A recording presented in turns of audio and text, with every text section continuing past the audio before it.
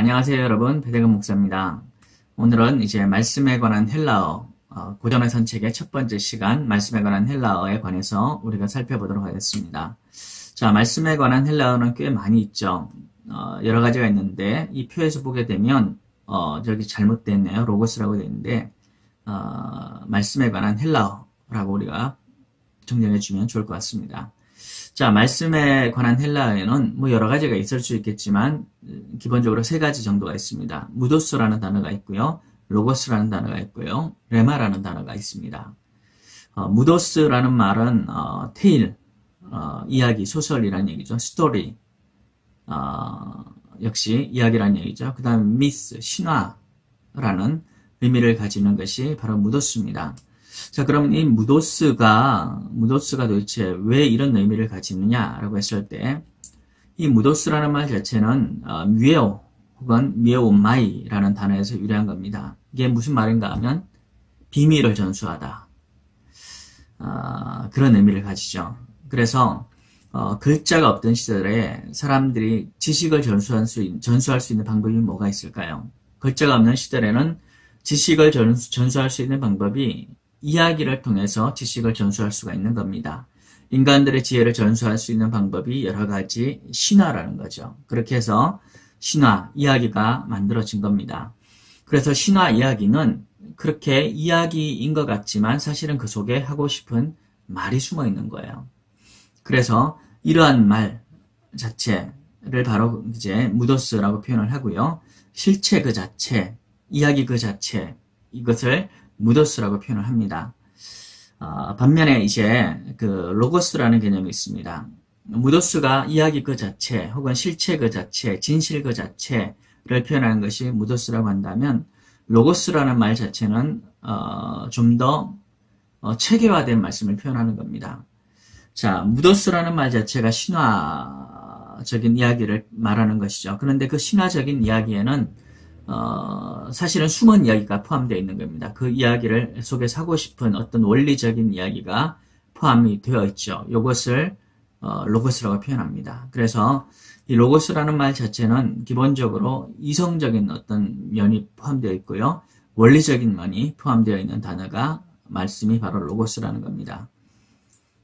그래서 신약 성경 가운데서 특별히 예수님에 관해서 말씀이라고 표현할 때 그 말씀이 우리 가운데 거하십니다 라고 표현할 때 이 말씀이 단순히 단편적인 어떤 지식으로서의 말씀이 아니라 어떤 체계화된 하나님의 체계화된 말씀으로서 예수 그리스도가 우리 가운데 들어온다라고 하는 그런 개념으로 이해가 될 수가 있는 거죠. 그래서 그 말씀, 예수님의 말씀이 우리를 주장하게 되고 예수님의 말씀이 우리를 지배하게 되는 것, 그것이 이제 하나님의 사람으로 변해가게 된다라는 말로 표현할 수가 있을 겁니다. 자, 그래서 로고스는 바로 그렇게 이성적이고 혹은 원리적인 바로 그런 이제 어떻게 보면 이제 그런 이제 말씀을 로고스라고 표현할 수가 있을 겁니다. 그다음에 레마라는 말씀이 있는데 이 레마라는 말씀은 말씀으로 이제 표현이 되지만 로고스하고는 조금 다릅니다. 로고스가 이제 원리적인 말씀이라고 한다면 레마라는 말씀은 utterance, 발화된 말씀, 그러니까 구어적 특성이 굉장히 강한 그런 말씀이 바로 레마라는 말씀이 되는 거죠. 자, 그래서 우리가 그 로고스와 레마를 우리가 한번 자주 이제 구별을 하게 되는데 레마는 이제 로고스보다는 더 적극적이면서 현상적이면서 사건적이고 주관적이고 그리고 체험적인 개념으로서 개인의 삶에서 직접 말씀하시는 하나님의 말씀을 가리키는데 사용이 되는 겁니다. 그러니까 로고스가 어떤 원리적인 그 말씀이라고 한다면 그 말씀이 개인적인 나에게 직접적으로 이제 적용되는 말씀으로 변하게 될 때 그것을 이제 레마 혹은 레마라고 이제 표현을 하게 되는 것이죠.